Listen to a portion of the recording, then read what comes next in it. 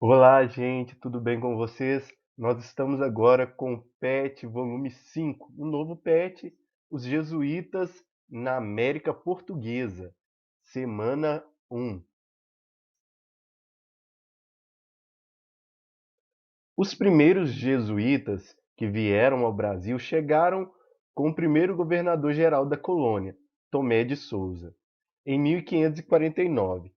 Eles eram liderados por Manuel da Nóbrega e tinham como principal missão a catequização dos nativos e zelar pela igreja instalada no Brasil colônia. Então, juntamente com o governador-geral, pouco depois que eles veem lá que aquele sistema de capitanias gerais não estava dando muito certo, aí a coroa nomeia um governador geral para ir à colônia, vem junto com ele os jesuítas, que eram uma ordem de padres católicos que fazia parte da grande Contra-Reforma, que nesse período do século XVI foi o período da Reforma Protestante. Vocês se lembram de PETs anteriores, onde figuras como Martinho Lutero e João Calvino chegam e começam a questionar as doutrinas católicas, e os católicos começam a perder ali membros, perder espaços em algumas nações.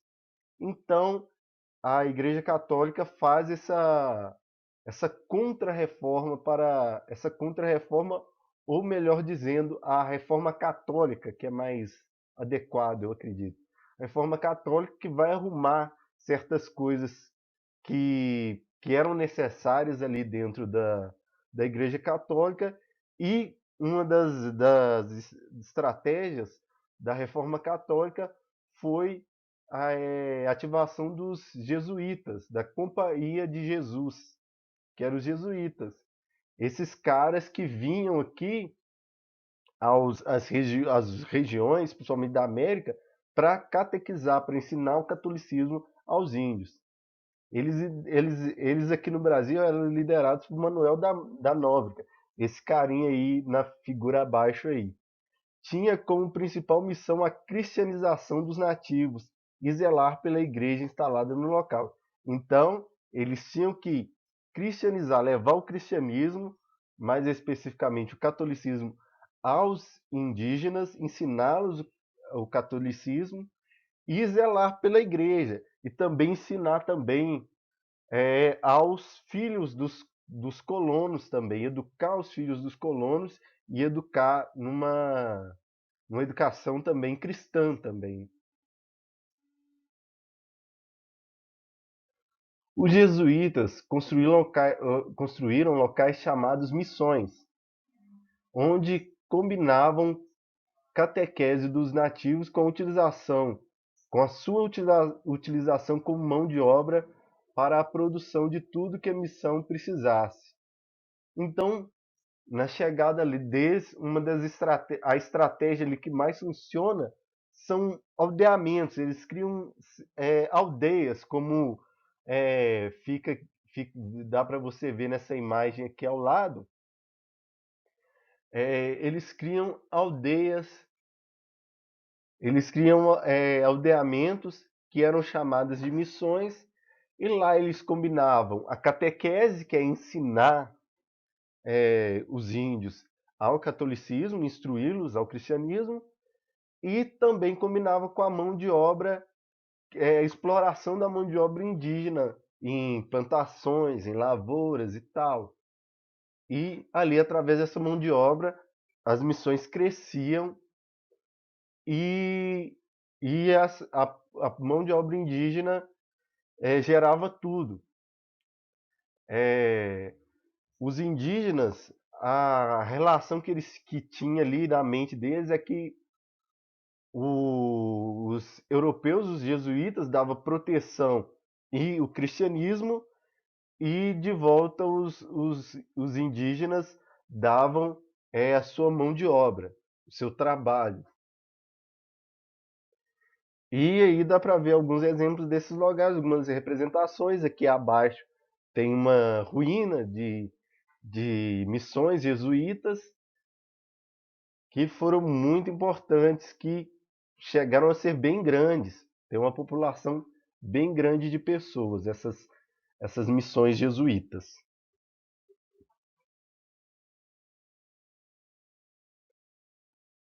Para que exercessem seu trabalho na colônia, inicialmente foi necessário criar uma comunicação com os nativos. Aí você vê, o pessoal chega lá falando português, ora pois, aí depois aí encontra com os índios falando lá tupi, uma variedade de línguas que e não conseguiam se entender. Como é que eles iam pregar para os indígenas? Como é que eles iam catequizar esses indígenas? Não tinha como. Então, foi necessário primeiro ali criar um meio de comunicação entre esses dois, né? Simplesmente saiu lá e saiu falando, porque senão os indígenas não iam entender nada. Então, assim, o padre José de Anchieta, esse padre aí que está representado na imagem, desenvolveu um manual que auxiliava na comunicação dos jesuítas com os nativos. Ele desenvolveu um manual, uma mistura ali do tupi, principalmente, que era uma língua muito forte, com o português. Nesse período da história brasileira, o idioma mais comum existente aqui era a língua geral, que mesclava elementos do português com idiomas nativos. Então, durante esse período aí, com essa ação de necessário a comunicação com os indígenas, ele desenvolveu essa língua geral aí para criou-se, se desenvolveu essa língua geral que mesclava essas duas coisas, o português e os idiomas nativos.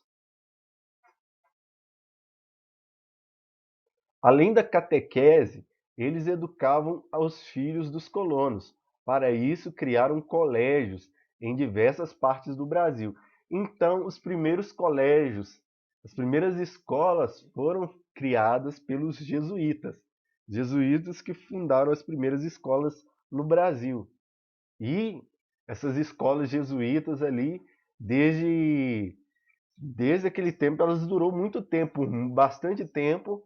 A educação era os jesuítas que provinham a educação. Por isso, passou bastante tempo, até que certo tempo eles foram expulsos e criou-se outro sistema de ensino. Mas aí criaram colégios que se desenvolveram, que passaram através do tempo. Tem colégios jesuítas que chegam nos dias de hoje. E aqui você vê a representação de alguns colégios jesuítas, não dessa época do início, mas alguns colégios. Aqui uma turma de alunos de colégios jesuítas, junto com seus professores. Os jesuítas também enfrentaram inúmeros conflitos com os colonos que escravizavam os indígenas. Então, gente, os colonos, eles precisavam de mão de obra, eles precisavam de gente para trabalhar. Então, o que eles iam atrás? Eles iam atrás dos indígenas. Mas os jesuítas queriam catequizar esses indígenas, queriam ensinar a fé católica para eles. Eles tinham a ideia de que esses povos indígenas, eles eram povos inocentes, que não sabiam de nada, que ainda não conheciam a verdade. E eles tinham que ser ensinados, eles tinham que ser civilizados. Então, a igreja não era a favor de escravizar esses indígenas, mas sim ali usar as ações dos jesuítas para catequizá-los, cristianizá-los. Mas os colonos, eles queriam lucrar, é, eles queriam mão de obra para suas fazendas, para suas lavouras, etc. Então começou a haver conflitos. Os bandeirantes, que é bem conhecido, nós vamos falar posteriormente, eles buscavam no interior para buscar essas missões jesuítas, a fim de atacá-las, para pegar ali, capturar os índios de lá. Porque era bem vantajoso, porque tinha indígenas, muitos indígenas no mesmo local, uma quantidade muito grande. de gente, porque essas missões, algumas dessas missões eram bem grandes mesmo, e essas pessoas já trabalhavam nas lavouras das missões, já trabalhavam para os jesuítas, então eles já eram acostumados a trabalhar em lavouras do jeito que os europeus faziam e trabalhar por excedentes, ou seja, trabalhar para conseguir mais, não só para subsistência, como era a maioria dos indígenas que ficavam lá nas suas tribos, que só produziam para a sua sobrevivência. Já esses indígenas encontrados nas missões jesuítas, eles eram acostumados já com o tipo de trabalho que os europeus queriam, que era aquele trabalho com produções de excedentes, para exceder o tanto que da sua sobrevivência, mais do que precisava para vender, para e tal. Então, eles daí eram alvos de muitos colonos. E daí surgiram muitos conflitos entre esses colonos e os jesuítas e essas missões. A ação dos jesuítas para proteger os nativos da escravização levou a coroa a determinar leis que permitiam a escravização dos indígenas somente em casos de guerra justa, ou seja, quando os nativos atacavam algum português. Então, para frear um pouco essa disputa que havia entre os jesuítas, entre os colonos, a coroa resolveu regulamentar isso, porque os indígenas que podiam ser escravizados, eles só podiam ser escravizados por causa de guerra justa. O que é guerra justa? É quando o indígena atacava o português, ou, ou ele se defendia quando o português tentava invadir o território.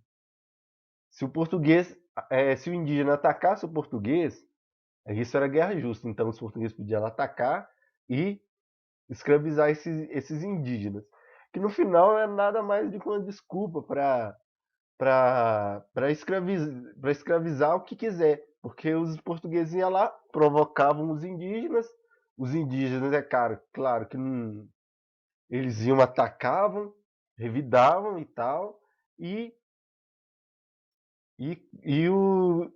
os portugueses usavam isso como pretexto de guerra justa. Falaram, guerra justa, eles atacaram, eles nos atacaram, então nós podemos ir lá, invadir lá e escravizar esses indígenas. Então era mais uma desculpa para escravizar do que uma solução. Mas essa regulamentação deu uma freada e acabou, pelo menos, deixar ilegal essa invasão que os colonos faziam às missões indígenas.